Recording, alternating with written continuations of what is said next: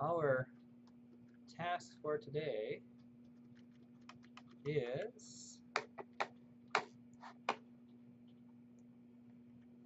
what is the day? 23rd.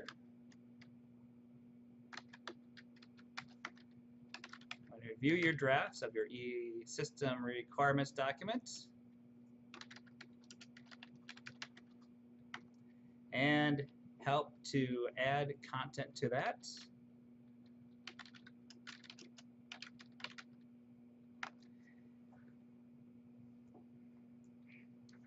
And then basically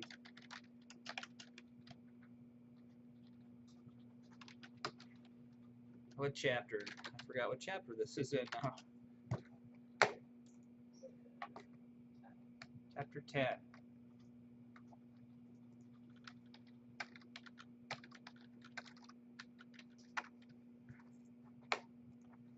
But mainly going over your system requirements document. So I'm going to pull them up and help you with that. It has already with the table, with the cover page and table of contents. It already looks like, yeah, this is a good-looking document. Here's some content. But let's help you with the fleshing out now what we want to put in there.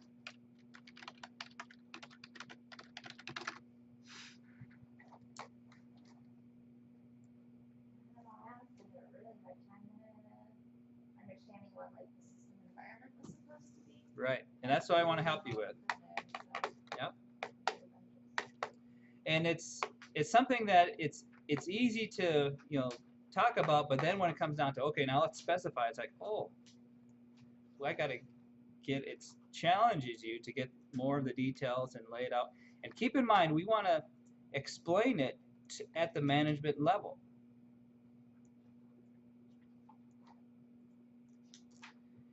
And at the end, have enough detail there that a vendor knows what you're talking about. A vendor that builds systems, you could, they'll understand quickly your list of components, but they need to know, okay, what's all this for? So I'll just go in alphabetical order here. We'll pick up Micah's first. Opening it over here in Word. And you don't have to have all the same wording. I might give you some suggested wording, but you are allowed to compose and sound like a manager. First impression, the cover page. I would maybe down here in the subtitle, maybe define TIMS, Training Information Management System. Is that what the TIMS stands for? Maybe define that acronym.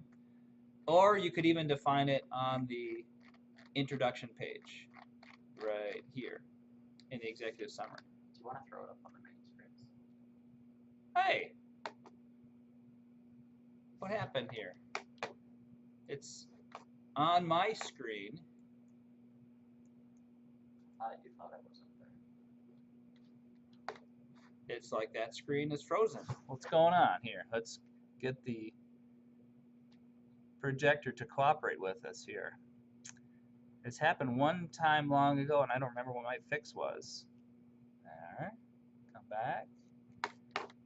See, I've got a frozen image, even though it's live here. Let's try input and come back.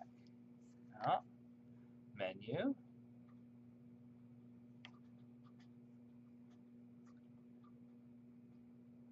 Let's try banner. Come back. Come back. Return.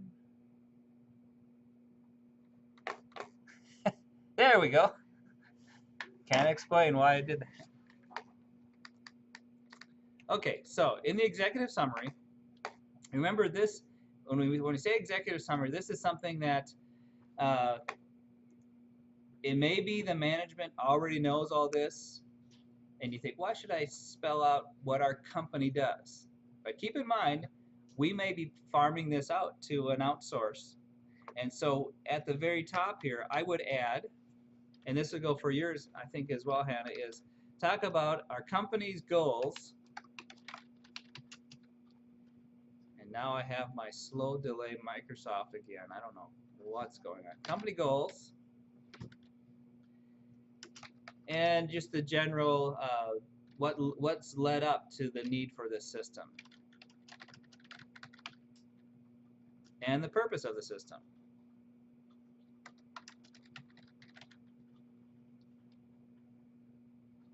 And general architecture or general plan as designed. So your context diagram, it wouldn't be bad to put your context diagram here and explain it.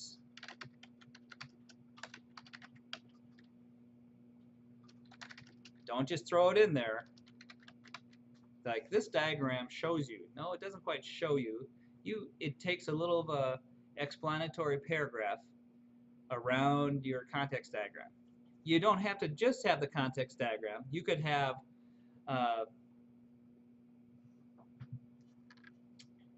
even a broader sense. Here's my company. Here's the context diagram, and show how this adds to our current offerings of system support or consulting. So that would be a good thing to put there right in the summary. Don't be afraid to put in diagrams. And then getting down to this, you might mention this came from a press release. Make up a date if you like, but as described in the press release, here's what our system is hoping to accomplish.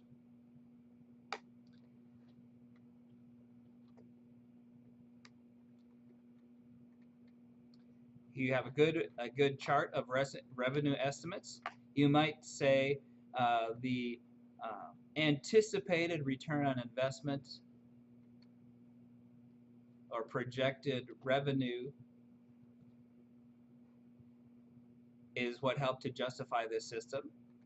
And then later on you could say, and the system costs, we don't know the initial system costs yet. That would come in the proposal. It wouldn't hurt to explain any system costs that we have estimated initially in our initial analysis documents.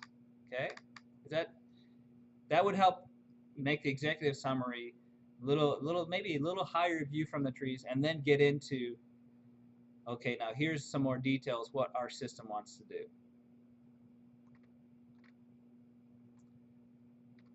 Have the revenue estimates always have maybe a caption or just a description. You could even put the description here if you like. A graph, even a graph of projected revenue over the 3 years at 3 little bars. Managers always like the little bar charts showing increased revenue. So that wouldn't hurt to put that in there too.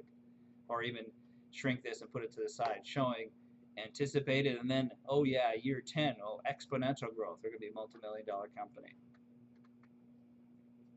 System components, again, a diagram here.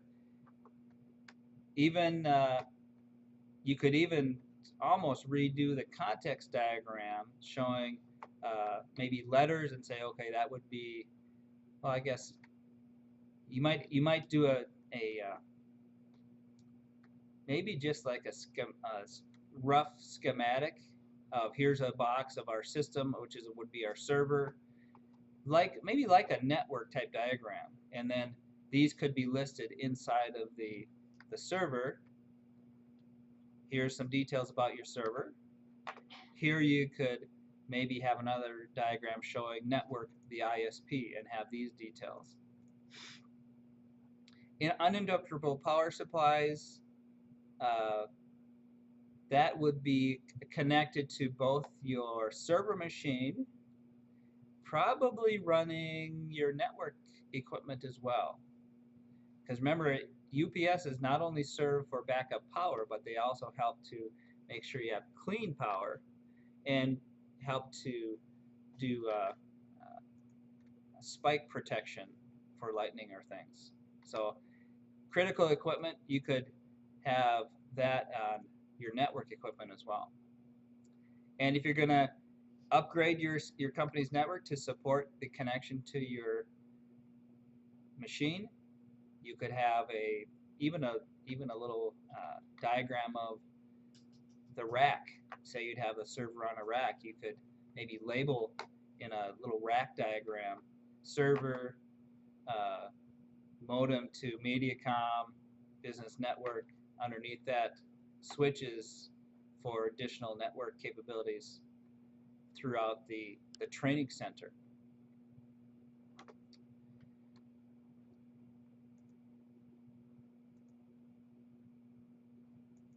Check your versions of the components of these as well. I'd check, if we're not clear what it would be, maybe just do a quick little research of what is the latest version of each of these, and maybe put in parentheses scripting language, maybe a optional, maybe a choice of the designer, or maybe being discussed by the software team in the analysis. Maybe when you think of, if a vendor is reading this, you could say, well, this, you can choose one of these, but here's the proposed solution, one of these scripting languages.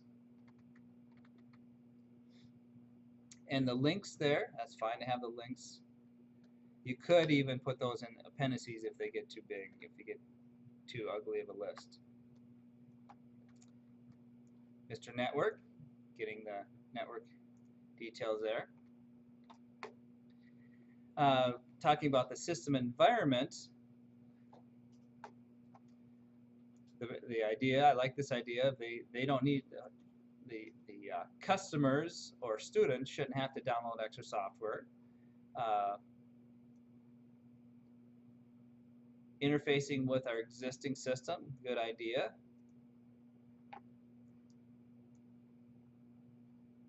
Current business, I'm not quite sure I understand what you mean by this. I was actually already in there, and I wasn't sure if we made that up. Oh. So I rolled with it, and I added Okay. a lot on the bottom.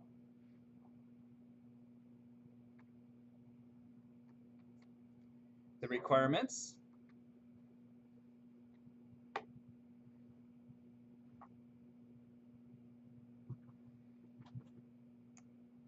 I wasn't really sure. Was this in our data library? Yeah. Okay. I wasn't sure exactly what to put, so I thought, like, oh, that would give a list of companies. Well, this would, thinking of our system, this would be an example list of our expertise and the trainers, which would be teaching courses. So it gives you a start of, here's the classes we're expecting to teach. So in the implementation, you could maybe even list the class and think projected number of students in our TIM system based on this as existing trainers and students. So you could have this as, little a caption or a description. This shows our existing trainers and their number of students and the classes they would teach. We're expecting, and this would be related to your other diagram of, we're expecting that teacher to be able to have these many classes per, well, those teachers together have these many classes, expecting the students per class to go up. Are these numbers from their data library as well? Okay. So they're not particularly going exponential in their growth, just grow by 2 students per class per year. Even that gives a pretty good growth.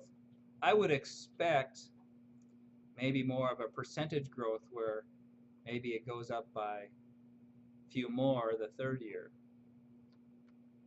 So I'd say this is probably a conservative estimate of their increase in students if they have good classes.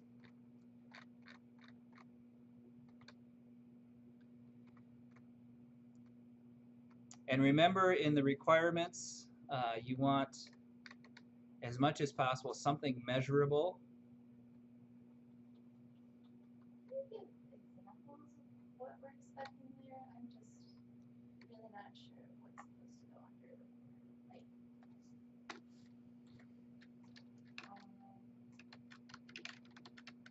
like I was reading the book a couple times with that, but it's Well, let's think first. I guess first come to minds when I'm thinking about what should go here. Think of what kind of performance requirements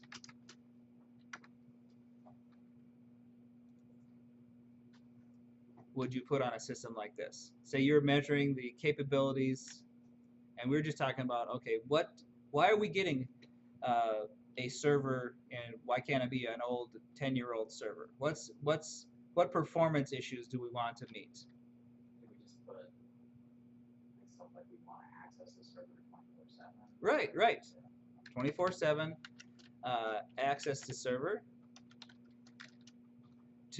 Not to server, to the web pages of the server, to the system web pages. From the administrator pages, all to students, to accounting system, should be up. How about response time?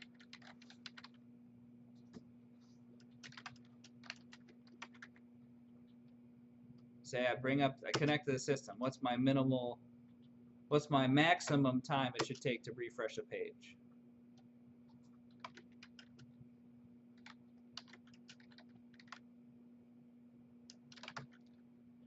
Like a Microsoft Word, I would expect the maximum time it takes after I type a character to not be this long. Make up a number. I'd say probably 2 seconds is starting to feel long. But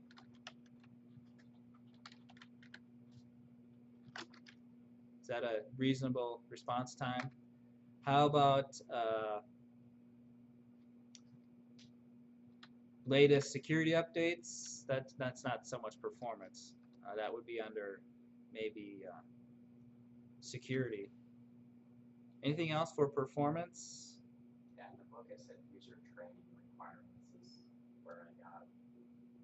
I was like, oh, I have a table for that.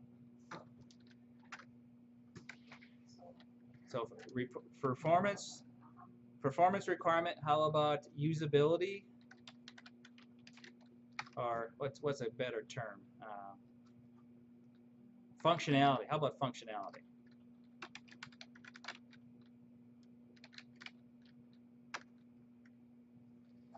And I'll make that a bulleted list. So examples of some functionality requirements.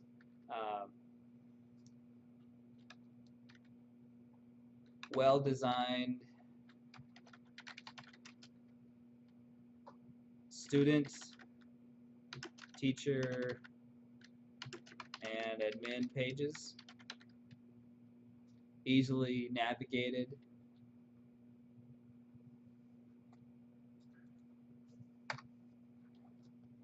Let me try save as off of my OneDrive and see if that speeds up things here.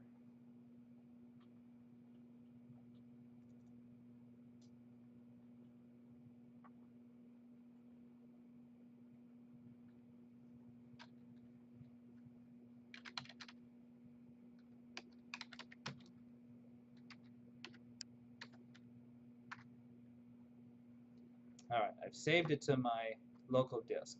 See if performance improves. So functionality, admin pages. Thinking of general administration, automated backups. Didn't improve my performance there. And I guess the other question I had was, like, above this we have system environment, and then here are the implementation requirements. So I put like backup, kind of, so backup under environment. Yeah, that's possible. But I Let's wasn't see. sure, like that was the other thing, how to is the requirement everything that needs to be done like right before it starts working, and then the environment is everything that happens after it starts, or they can. It's kind of a fuzzy term, isn't it? System environment. It can also include even the company, how executives and how customers get to the system. Let's see what the book describes for that section for the system environment. And we're pretty flexible here. If you find that generally you go from broad to more details. And what page was that? 480.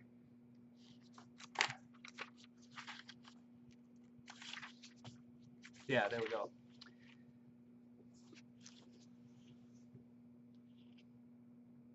Requirements, implementation requirements, startup processing, initial data entry. Oh, so I could probably put this in the environment part. When they talk about implementation requirements, they're talking about how to initially get the system installed. Startup processing. So the book mentions startup processing. So these implementation requirements, I was thinking of what it takes, and this is probably basing it on the description in the book. I would put this in the environment. So I'm going to copy paste this into the environment part. Like for requirements, I did like really basic stuff, like location. I said the classrooms must be ready. Right. Yeah. For our server. I don't know. That's. So classroom preparation with the networking and whatever it takes to connect to the system. There would be a server room prepared. There will be testing, initial testing, right? Maybe a beta course even. Maybe do a beta 1-week course with some students, go through all the issues that would come up in a class, from adding the students into the system to completing and submitting assignments, delivery of the teaching material, to applying grades. So go through the whole course in a short time. And that might even be part of training teachers, that you have them go through this beta course. That also becomes part of training.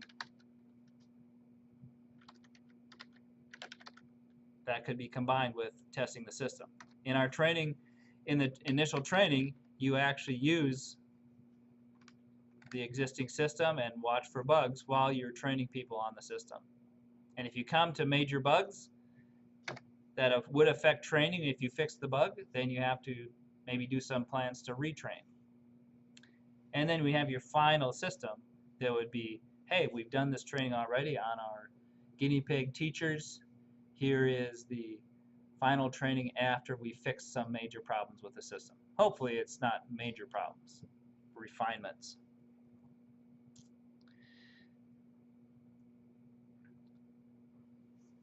Is there any initial data entry?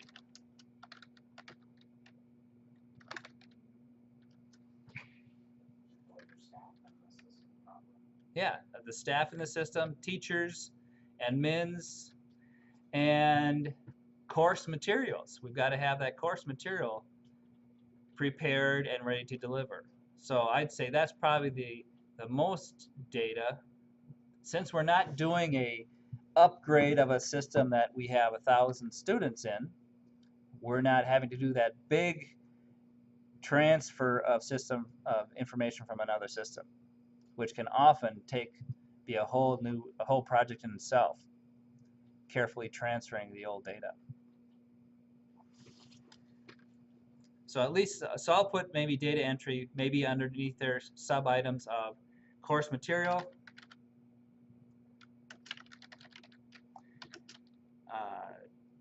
staff, users, shouldn't be too long, What other data entry? Maybe company pages.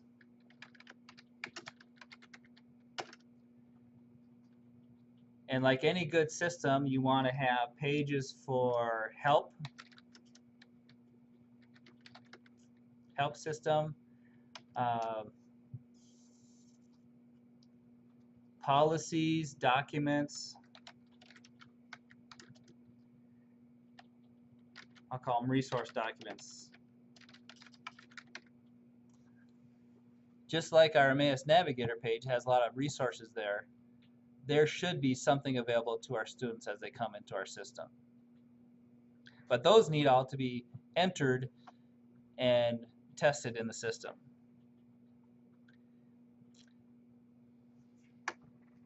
User training.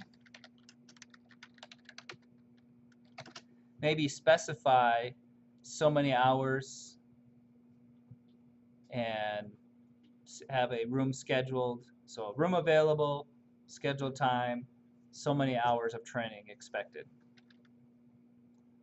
So I'll call it location, schedule, and maybe some in the training. How do you know that they're trained? Maybe some kind of completion testing that the trainer expects that through training they will have attended the training sessions, but some way of knowing that yes, they understood the training and they're ready to go. So maybe we make it clear what the completion requirements are. Like for a teacher, what they do at NICC when they do these hybrid courses, which is online as well as some face-to-face, you can't have an online course until your course has been approved by a distance education expert in the school. So you go through, lay out your assignments and your homeworks and activities for each chapter or each topic in your course. Then you tell the distance ed person, my course is ready, please approve it. And they'll look through it and make some suggestions like, just the multiple choice quizzes isn't enough. You need to give them a variety of activities, give them some more clear syllabus of what the reading plan is. So it's pretty good feedback from them, helping make sure you've structured it well. And that could be something that goes here in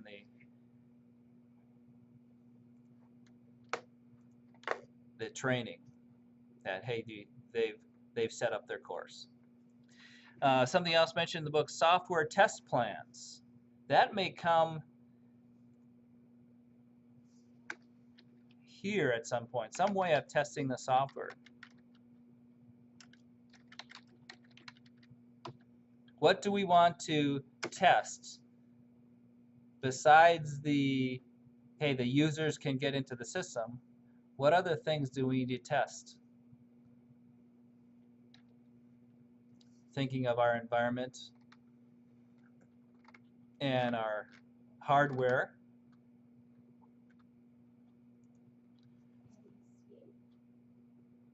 And even at the low level server install, what do we want to test?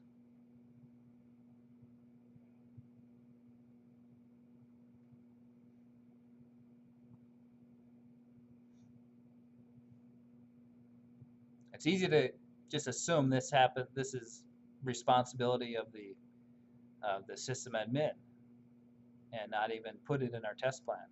How about backup recovery? We don't want to have to think about that. We just want to get our web pages up. But there should be at some point, and maybe we can assign it to somebody in the system admin part. But what if there was a disaster?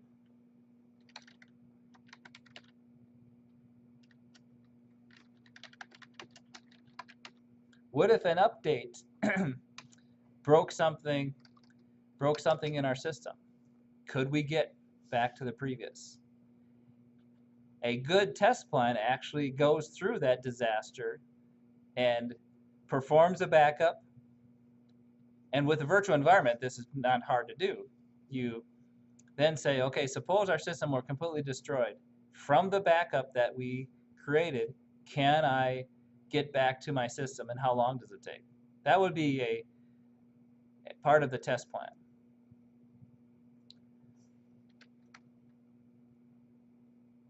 Is there anything else? Since it's not a huge, well, there is a database planned in there. Is there a way to test the database?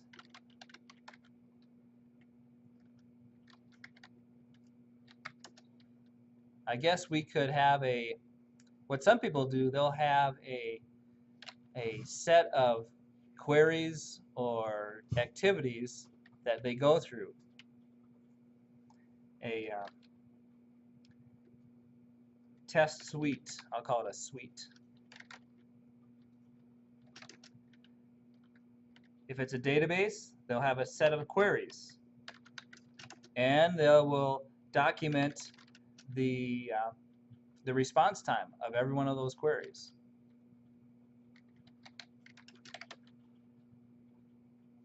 And if they do any changes, like an upgrade of the version, they'll go back and do those exact same tests to see, does the performance hopefully improve, or do they get more accurate results.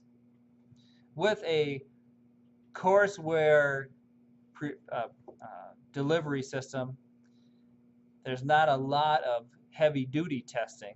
You know, there's bringing up pages, seeing that pages do respond, so it's more of a page navigation, check for dead links, check for typos. That's all part of your test plan. There's a typo. So easy to get typos when my Word is 2 seconds behind my typing. Any other implementation, any other tests that come to mind, throw down here in your implementation requirements. So it's clear, at the point where we have a system ready to go, before you say you're done delivering it, these things have to happen. And eventually, as one of the last things you do in your implementation would be a customer sign-off.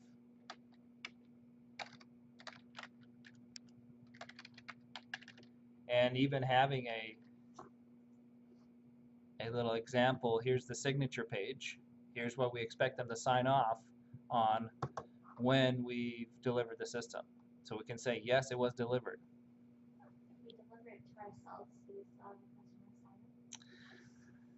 Yeah, I'd say a manager, someone in the testing department or even administration says, yes, this project is complete to our satisfaction. And they may say, I'm not going to sign it off until we have our first class and we get our student survey back from that first class. And they'll call that the sign-off. That would be up to your management. We may consider the sign-off when that first class completes the course and they haven't discovered any major bugs in the system as they went through that course. So if it's internal, the sign-off is a little more, maybe department heads. But even internally, make sure that you have a milestone there that you can say that some manager or an executive, they came to the point and they made it public to everyone, yes, I agree, we have delivered this system to our satisfaction. It's a great way to boost the morale in the company of they can look back and say, yes, we completed this, and our department head recognized this system as having been complete. Good companies will do that. And even milestones along the way, as you reach certain completion points, like the different parts of that waterfall. I had a manager once, as we completed different parts, he'd say, okay, we're having a dinner, everyone on this team, because we got this far. And we knew we weren't done yet, but it was kind of a nice gesture that our manager was recognizing that we're making progress. We knew there's work to do, but it was get the team together and boost the morale of everyone as then they go back to have more things to do. And he would take out the person in shipping that had to help order some of our stuff. Some of the research people that were involved on multiple projects, but they were involved in ours, he would add them to our list. And then we had our major project team. And he'd give a little speech at the restaurant. Hey, thanks guys for making it this far. Enjoy your meal. And then we'd have a nice little meal at a restaurant half hour away. That would be project leader kind of skills and even management skills, just dealing with your people. So time and cost estimates, I would try to fit maybe this into I think you can adjust your time scale and get it to try to fit that on one page. You can shrink this and maybe not worry so much about the start date because that's not set yet. So I might just pull this over and just show the various components and maybe the expected duration, and then see if I can fit this in a little bit more. Fitting on one page is nice, and you can also select and rotate that if you want to go landscape. You can either do the page landscape or just rotate the picture. Your development costs, good little table of estimates. You could even have a little paragraph just describing the categories of costs. These are the table below. You might have something like the table below summarizes our expected costs. There may be additional expenses depending on if the scope of our project changes, but that's pretty good. Time and also mention, you have your time and cost estimates here. You could put these into one chapter if you like, but it's fine if you want to separate developmental costs. You might mention this, since you did mention developmental costs, you could perhaps just mention up here where you did your initial projected income, you might put a little sentence, see the development and system costs that would offset our estimated income. Because the revenue minus this is what would be our return on investment. And if we take a rough look here at this real quick here, we'll see do we have a total of those costs in a table? You might maybe put either bottom line or at the top, some summation of your operational costs, and based on this estimate, operational costs there's about 100 grand there, 150 grand. Say about 150 grand for the operational costs in the first year, and we're projecting a revenue of about 200. So we're making maybe 50 grand the first year, except our implementation costs. What are those estimates? 140. So we're losing money. We're losing about 50 grand the first year, but then the second and third year, we're not repeating this cost. We're not repeating the developmental costs. But our operational costs will probably be similar. So if we're expecting an overhead of around 150 grand, we would be subtracting that from our revenue. But we see our revenue increasing. So that would be how an executive would look at, or an accountant would look at these costs. And don't worry about these costs being exactly perfect, as long as we put them here in our requirements document. Would you still have the revenue up at the top, or would you have it in at the top? Since if I had a short, I might put the short one up here, and maybe since it is part of the executive summary, it doesn't hurt to mention the expected revenue. But I wouldn't, and so this kind of thing, I think it's appropriate at the top. But then the details down below of, besides the revenue, here's the more details of all the operations. This context diagram, you could move that up higher, even in the executive summary. Diagrams are not a bad thing. All right, let's take a quick look at yours, Hannah. I think you have, I don't remember now, I think you had a nice look as well, and just places to add additional things. So let's go over to that one. Where did that go?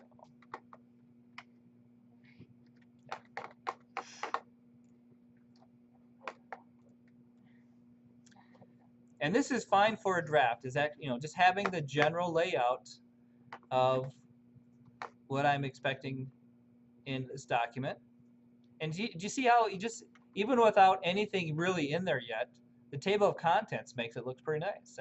Hey, I've got a document here, and so far, you have pieces, and you can always come back and add things.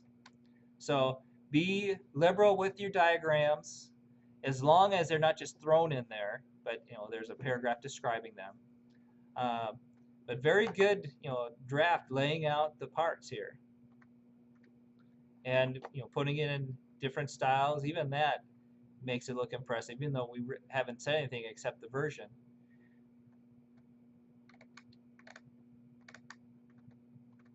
And remember, we're talking about not just the software components, but even the building, the training center itself. You could talk about the rooms, or when we're talking about the network access,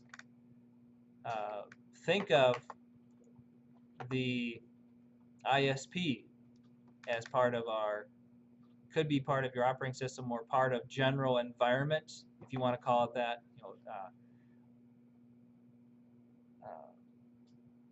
Data environment. What would I call it? Network. You could call it the network environment if you like. That we have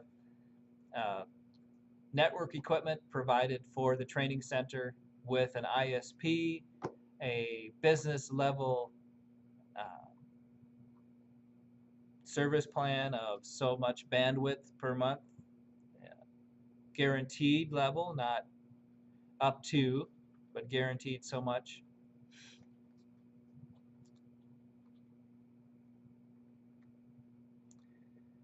We haven't talked a lot about how we would interface to the accounting system, because that would require us to kind of have a clue about what that environment is.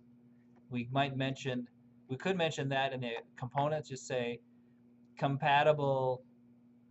software compatible for communication to our accounting system. That could be generic enough. If we know the exact accounting system, like if it were QuickBooks, we would have library of maybe a QuickBooks API to allow us to query and communicate to our QuickBooks system. Or you could say, we're basically communicating with the accounting system by reading files that it has exported. And it's simply, we're expecting to see data regarding student payments exported to a particular file. And we simply read that and expect the accounting system to have updated those files.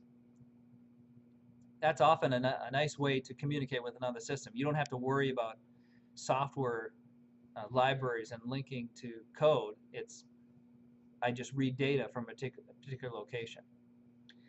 Google, I had a guy once, he was updating a website selling classic cars, and he would get paid by other vendors to have them advertise their cars on his site as well. And I helped him write the software that would just go to an FTP site that was provided. We would pull down the data file, and from that data file, import the inventory from this other vendor, and he would get paid if that import were still working. The problem with that system is the software would get updated and the imports would break. The other system, they would change the file names from what we had specified at the start, and then the import would break. They'd add extra fields to the database, so then I had to update the import to handle those extra fields. And of course, bugs along the way as well. Some things weren't imported correctly. It's putting it in twice instead of updating the car advertisement. All sorts of problems come with software.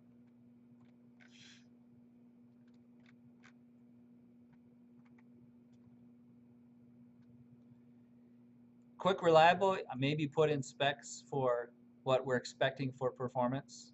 So you might say 1 gigabit per second connections between every device.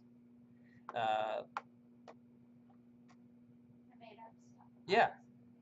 and put numbers where you can, like 24/7 response time, uh, maybe even like system components replaced within a day if there is component goes out. Maybe make up how much space you expect the database to need. 10 gig, 20 gig. Your real business, is it worth it to have like spare network equipment just laying around, or Yeah. Maybe have at least one spare on site is a good policy. If I have maybe say if I have 10 components, maybe if I have 100 components, maybe I'll have 2 spares. If I have 10 components, I suppose one spare of each type of device. I'm not going to have a spare server necessarily, but components like network components, having a spare switch, the UPS, I'm not sure I would need a spare one of that, but certain components, it wouldn't hurt to say, I'm expecting this inventory of replacement parts. Especially if you're in a more rural area where the Staples isn't right down the road like we have here. We have Netgear switches that I know I could walk into Staples and have one within an hour. Last time I visited Staples, they still had those. But we do have some spares. Even the things that have broken, like a few ports have gone down, or it's a slower card, or it was overheating, but still functioning, I would put it on used but available as a spare. All this equipment in our lab that's pretty much working, those could be decent spares. The Cisco equipment, though, is more challenged because it's a little harder to configure.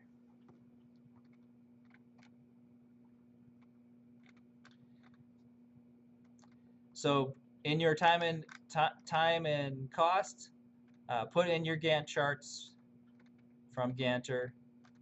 If you want to attach them, that's something that you think they would have a nice way of just inserting an attachment. Can you do that? Insert an object and just have it as an attachment. If you need, you could have a zip file of all your supporting documents. Or you could even zip this all together and say this includes supporting documents, and just refer to them in your appendix as C documents that were provided along with this that accompanies this Word document. So you don't have to only put it here, hard copy appendice. You could have just a little mention of supporting documents. Here's the list of the documents that were delivered along with this hard copy.